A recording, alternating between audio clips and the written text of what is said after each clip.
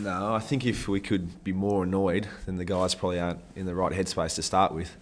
I would have thought that everyone here is, as fully annoyed as you can get, because we don't do 5 months of pre-season to languish around 12th or 13th or whatever we are at the moment. So no, we are obviously very disappointed with where we sit at the moment, but also looking ahead and not really wanting to just see this year as a full waste and really get some confidence out of the last 5 rounds. No, not at all. We said even the last couple of years that the competition just seems to be evening up, and even see the Brisbane result and the St Kilda result from last week. The two bottom teams knocking off good sides. So it just goes to show that if you're off by 10% on any week, you can knock anyone off. So we've known for a couple of years that the competition's just been getting evener and evener.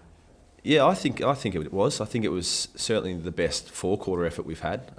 We've showed some pretty good patches throughout games, and especially against the top teams. But I think against North, that was our best full game. And it certainly does set a great platform. I think it sets a benchmark. We know we can do it now, so that's got to be the minimum expectations. And we'll certainly take those expectations in against Fremantle and for the month following that as well. Yeah, no doubt. I think we can be really not only competitive, but win well for the next month. I think it gives guys like Buckley and Menzel and Casbolt the belief going into next year that we can not only just be competitive against the top teams, but beat them as well. And that's a great thing to take into a pre-season. I think it gives those young guys and everyone around the club the belief that we're not only competitive against those top teams, but we can win. And I think that's a good thing to take into a pre-season. Yeah, certainly an anomaly. We won't expect anything like that this week. Back in Perth, we know how tight the competition is, and they're certainly fighting for a top 4 spot. And even after last week, they're still certainly the benchmark of the competition. It's as we mentioned, a great challenge for us, and we're going to really test ourselves and mark ourselves against those top sides. No, probably not. We've probably tried to keep it pretty similar.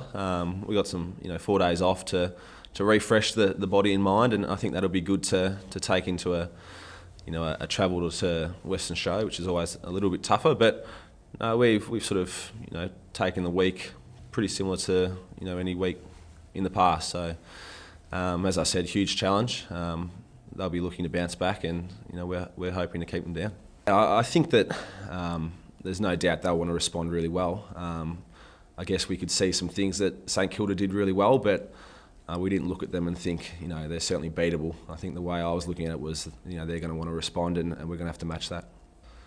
Look, I think when you travel any time it's hostile, but that's up to us to get a good start and then silence the crowd. So if we get over there and it's pretty quiet, we know we're doing things right. No, I think in the past when teams have tried to get into him, he's got a good way of getting some free kicks out of it and kicking some goals. So I think we'll just let our boys play on him like they usually do, and try and get the better of him like that. Yeah, look, as players, I know it seems strange that Thursday nights and Monday nights, but as players you don't notice a difference. You go into a week and you prepare for a 6-day turnaround or a 7-day turnaround, and whether that's on a Thursday or a Monday, it's sort of no difference to us.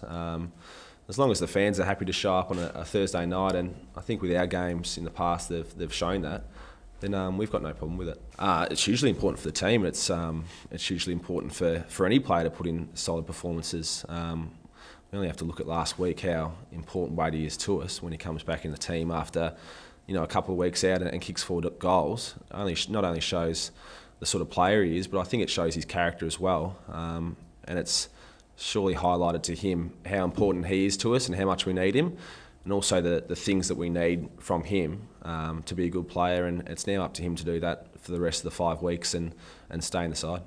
It's the same with any teammate that's inconsistent, and it's only highlighted with Jared because his good is so good and so important to us. But we get frustrated when anyone's up and down, but when we're someone so good and so necessary for the side, it's frustrating. But it's countered by how good he is and how wrapped we are when he's up and about like he is at the moment.